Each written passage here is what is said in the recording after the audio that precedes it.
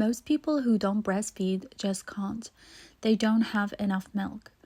According to experts, lactation consultants, this is a myth.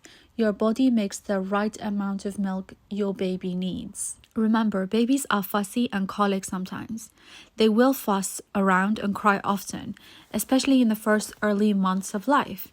This can trick you to thinking that you don't have enough milk, or perhaps your baby's feeding and they're getting frustrated. There could be so many reasons. It's so hard to know what is exactly wrong because your baby is, well, you can't exactly have a conversation with your newborn, but as long as you don't give up and keep going, this too shall pass. This is my tip that has helped me. I do offer a pacifier because I believe babies indulge in cluster feeding. I have already given birth 3 times now, so based on my experience, I know sometimes babies are not hungry. They just cluster feed. You can know that they are just cluster feeding as well by tracking their weight. If your baby is gaining the right amount of weight, you know they are developing correctly and you know that your breast milk is enough for them. Due to this cluster feeding, I have offered my babies pacifiers. They were made to be used from newborn up until baby starts to speak. So you are encouraged to remove this as they get older, to further encourage them to be more vocal. So make use of these pacifiers. Honestly, God bless whoever created pacifiers. I would have literally struggled without them.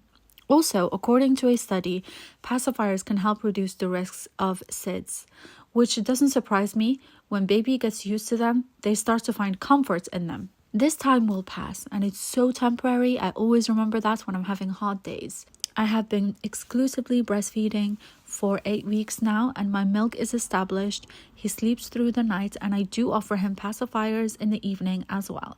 When he becomes fussy sometimes, you can offer it. Tummy time also works, helps regulate their body temperature. They just need to feel close to you. I mean, like imagine just being a newborn. It's hard, you can't express yourself, like nobody understands you. So yeah, we can easily be tricked and think, oh, it's my milk, it's not enough milk. It's no. As long as they're feeding, because obviously they will end up feeding at some point and then they end up fussing over the boob.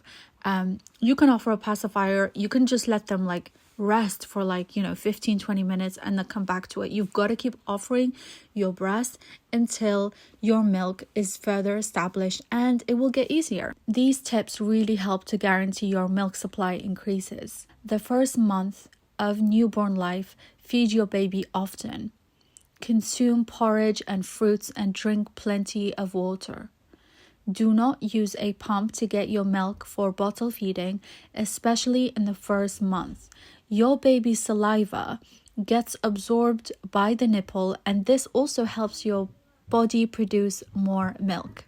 The more you breastfeed, the more you will establish milk. Hope this helps. And the second part of this comment is babies grow up and need more clothes and shoes, school supplies, more food, activities and fun things to live a quality life. You should also help them when they're older, invest for them. Having kids is not cheap if you want more for them than just to survive.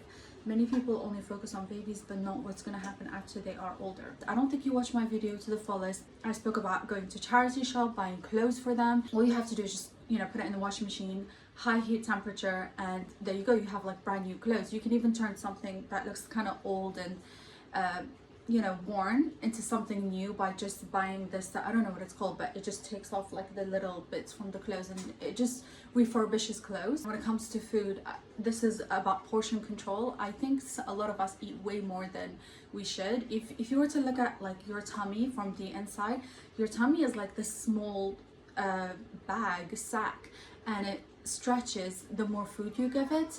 So again, this is about perspective, and like for me, even myself, I don't really eat a lot. There's some people who believe you should eat 3 times a day. Some people believe twice a day. So I've taught my kids from a young age that, we eat healthy and we don't overconsume, and it's indulgent. Like when we have days where we eat chocolate and we eat like pizzas and we eat a lot, this is like something that should be not practiced the majority of time. The majority of time you should eat well, not eat a lot either. When it comes to your point about just surviving, no, if you husband and wife, they're not just surviving, you can live within your means and live a happy good life. Like there's so many things to do for free. You can take your kids to the park, you can go to museums, there are so many things for free, you know.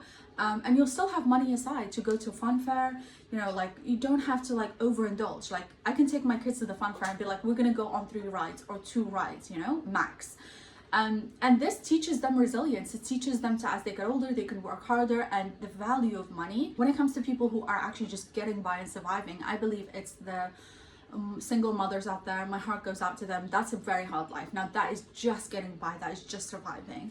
But my video was targeted towards like husband and wife, and the mother is a stay-at-home wife, mother, you know, whatever you want to call it, and the husband goes out and works, and the woman doesn't have to go into the workforce. It doesn't mean she doesn't she shouldn't, you know, it's your choice, you do what you want to do. It's targeted at specific audience, and you can still go out when your children are older and you don't need to be a stay-home mother anymore. You can still go get a job. Like nobody's saying you can't. I'm just saying to you, like the 2 income is a myth. You know, you need 2 income to survive as a family. You don't. Investing for your children now, that is definitely a privilege. Of course, if you're some, you know, millionaire or something and you have properties, that's part of your legacy, and your children are your legacy. Of course you would pass that on to your children. However, like if you were just like average family, like no, your parents don't owe you, you know, like money when you're older suddenly. And speaking for someone who is in the UK, it's not money that gets you to the best university. It's actually like your hard work. Like in the UK, it's a different situation compared to America. Like you can go into university, you don't need money saved for you, you know. You can get a student loan, and this loan can, like, you can pay it back when you get a high paying job. Thank you for leaving your comment, and I hope this input helps.